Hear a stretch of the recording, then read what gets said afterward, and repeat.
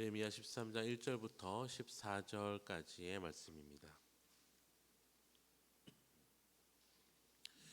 1절부터 14절을 저와 성도님들이 한 절씩 교독하도록 하겠습니다. 제가 먼저 읽겠습니다. 여호와께서 이와 같이 내게 이르시되 너는 가서 뱃띠를 사서 내 허리에 띠고 물에 적시지 말라 하시기로 내가 여호와의 띠를 사서 내 허리에 띠 여호와의 말씀이 다시 내게 임하여 이르시되 너는 사서 내 허리에 띤 띠를 가지고 일어나 유브라데로 가서 거기서 그것을 바위 틈에 감추라 하시고 내가 여호와께서 내게 명령하신 대로 가서 그것을 유브라데 물가에 감추니라. 그래서 내게 이르시되 일어나 유브라데로 가 내가 내게 명령 거기 감추게 한 띠를 가져오라 하시고 내가 유브라데에 가서 그 감추었던 곳을 파고 띠를 가져오니 띠가 썩어서 쓸 수 없게 되었더라. 여호와께서 이와 같이 말씀하시니라. 내가 유다의 교만과 예루살렘의 큰 교만을 이같이 썩게 하리라. 거절하고 그 마음에 완악한 대로 행하며 다른 신들을 따라 그를 섬기며 그의 계절한 그들이 이 띠가 쓸 수 없음 같이 이르리라. 여호와의 말씀이니라. 띠가 사람의 허리에 속함 같이 내가 이스라엘 온 집과 유다 온 집으로 내게 속하게 하여 그들로 내 백성이 되게 하며 내 이름과 명예와 영광이 되게 하려 했으나 그들이 듣지 아니하였느니라. 그들에게 이르기를 이스라엘 하나님 여호와의 말씀 모든 가죽 부대가 포도주로 차리라 하셨다 하라. 그리하면 그들이 내게 이르기를 모든 가죽 부대가 포도주로 찰 줄을 우리가 어찌 알지 못하리오 하리. 너는 다시 그들에게 이르기를 여호와의 말씀에 보라 내가 이 땅의 모든 주민과 다윗의 왕위에 앉은 왕들과 제사장들과 선지자들과 예루살렘 모든 주민으로 잔뜩 취하게 하고 상하게 하되 부자 사이에도 그러하게 할 것이라. 내가 그들을 불쌍히 여기지 아니하며 사랑하지 아니하며 아끼지 아니하고 멸하리라 하셨다 하라. 여호와의 말씀이니라. 아멘. 예레미야는 하나님의 심판을 이스라엘 백성에게 전하는 선지자입니다. 하나님께서는 예레미야에게 말로만 심판을 전하지 않고 상징적인 행동을 통하여서 이스라엘에게 닥칠 심판을 시각적으로 보여주도록 하셨습니다. 하나님께서는 예레미야에게 뱃띠를 사서 물에 적시지 않고 허리에 띠고 그것을 가지고 유브라데에 가서 바위 틈에 감추라고 말씀하십니다. 여러 날 후에 다시 그 띠를 가지러 갔을 때에 감추었던 띠는 썩어서 쓸 수 없었습니다. 하나님께서는 이러한 행동을 통하여서 하나님의 말씀을 멸시하며 무익한 이방 나라를 의지하려는 수고가 썩은 띠처럼 아무 소용이 없음을 보이십니다. 하나님께서는 이스라엘 백성에게 풍성한 소산을 허락하실 것이지만 그것이 그들에게 축복이 되는 것이 아니라 그 소산은 그들을 취하게 하는 독주가 되어서 이웃은 물론이고 부모마저 저버리게 될 것이라고 말씀하십니다.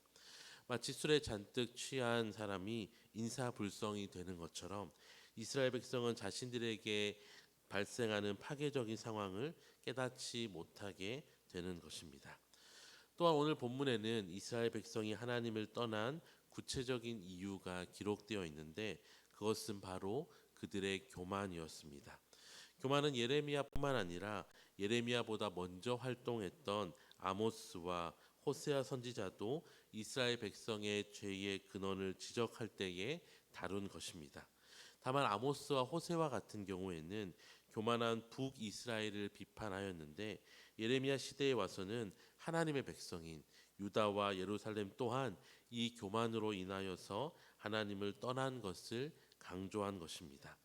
유다와 예루살렘은 하나님의 말 듣기를 거절하며 다른 신들을 쫓아 섬기며 기뻐하며 예배하였습니다.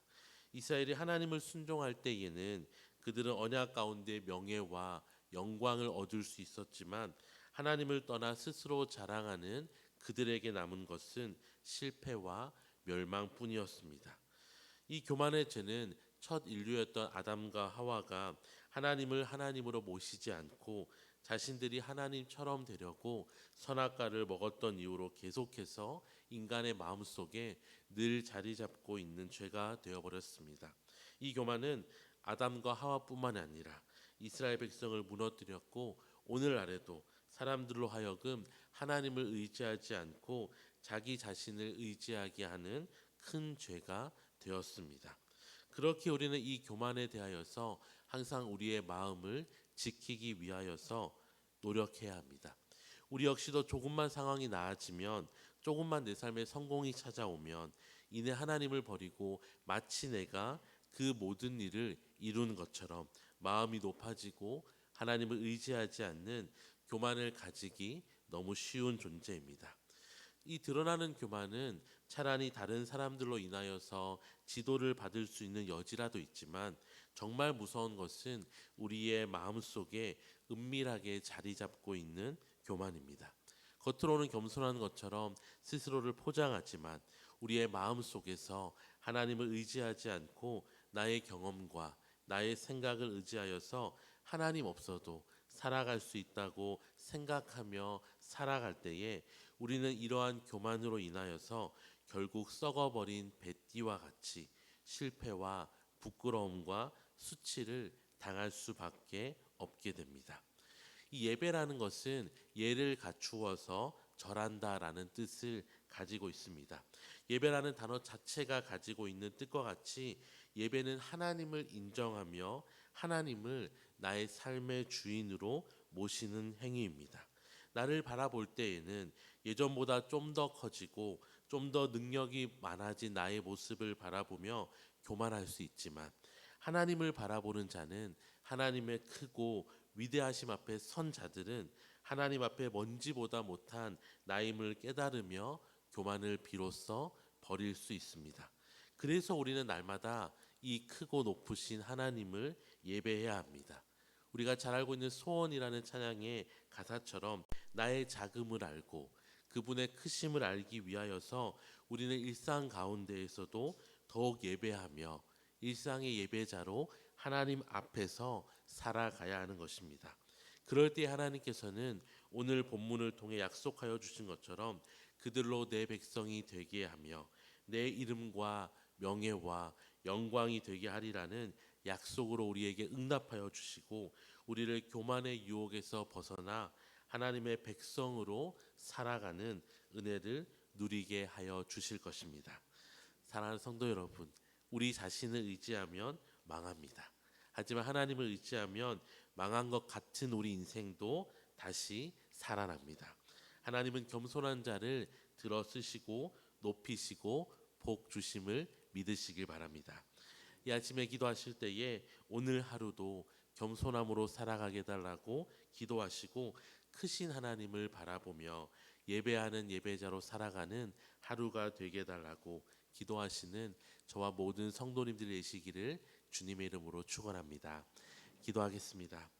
하나님 아버지, 하나님을 떠나 살아가는 것이 우리를 망하게 하는 것임을 잊지 않고 살아가게 하여 주시옵소서. 나를 바라보는 시선을 들어 주님을 바라보는 예배자가 되게 하시고, 하나님의 크심을 알고 나의 작음을 아는 겸손한 자가 되어서 하나님 안에서 하나님 주시는 은혜와 기쁨을 누리며 살아가는 인생 되게 하여 주시옵소서. 감사드리며 예수님의 이름으로 기도드립니다. 아멘. 하늘에 계신